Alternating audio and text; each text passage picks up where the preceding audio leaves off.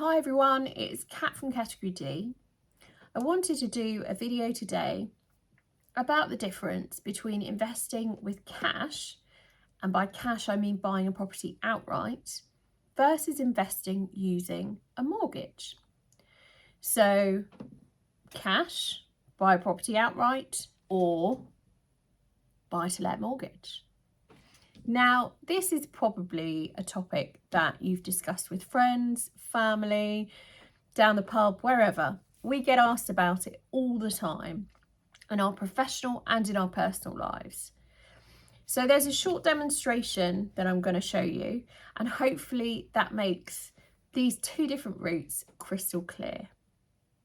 Now, you have to use the investment strategy that is right for you, and it has to suit your personal circumstances. But take a look at the demonstration I'm going to show you and see what you think. So here we go. Just going to move my trusty camera. Okay. Hopefully you can see this clearly. So I'm going to use some play money today. Person number one. So investor number one, he's buying with cash. He's going to spend £100,000 and he's going to buy one property which has a value of 100,000. So he's bought that property outright. Investor number two, again, we're starting with exactly the same amount of money, exactly the same amount of investment, and instead of just buying one property, he or she is actually able to buy four. Now, this is because they have used a buy-to-let mortgage, or buy-to-let mortgages, I should say. So the standard terms on a buy-to-let mortgage in the UK at the moment are that you pop down a 25% deposit as a minimum, and then you have a 75% loan. So that's often referred to as a loan to value amount. So you'll see LTV as a percentage on a mortgage application. Just a little bit of learning there for you, if you didn't know. So straight away, you can see the difference between these two strategies.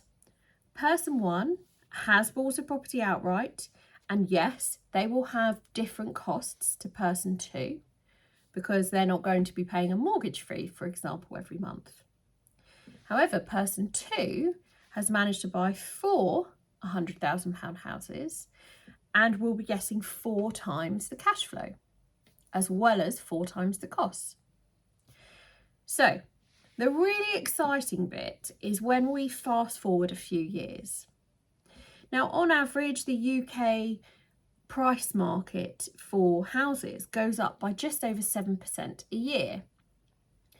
In this instance, so that the numbers are really easy, we're going to fast forward 10 years and we're actually going to make a softer assumption. So we're going to say that these properties increase by 50% over 10 years. So our £100,000 houses are now going to be worth £150,000. Wow. So person one has gained £50,000 in equity over 10 years just for owning this property. Person number two has gained 50, 100, 150, £200,000 in equity from the same starting point, the same initial investment. They have quadrupled the equity growth. That's pretty crazy. Now, I'm hoping you're super excited by that already, but I am going to just show you the next layer as well, which is, well, I find it amazingly exciting as well, and it's one of the reasons that I feel so passionately about property. So the next stage is releasing your equity and doing something with it. Excuse me.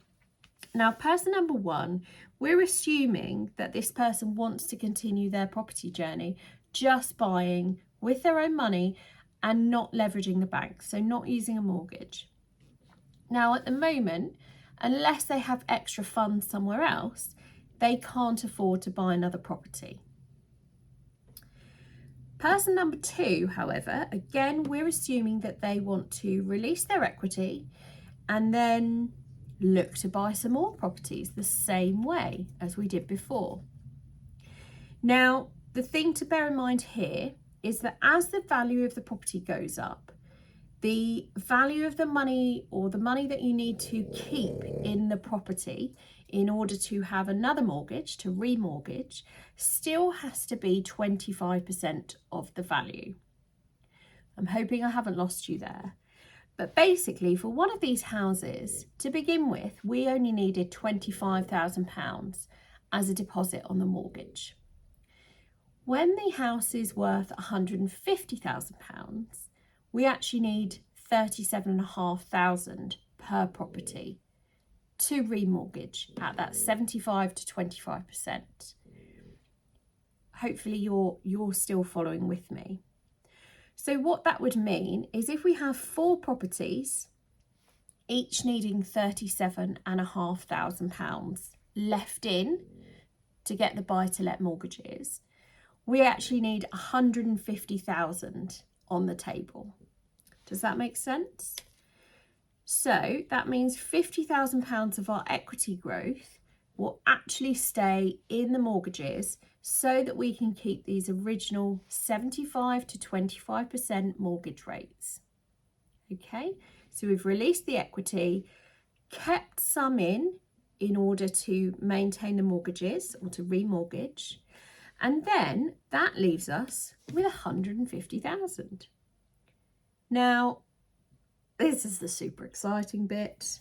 That means that assuming the same value of property are available, we're making assumptions here, but just for this example for you, assuming again that I can get another 4, the same type of houses, 150,000 they're worth now, I can buy, with my 150,000 equity growth, another 4 buy-to-let mortgaged houses.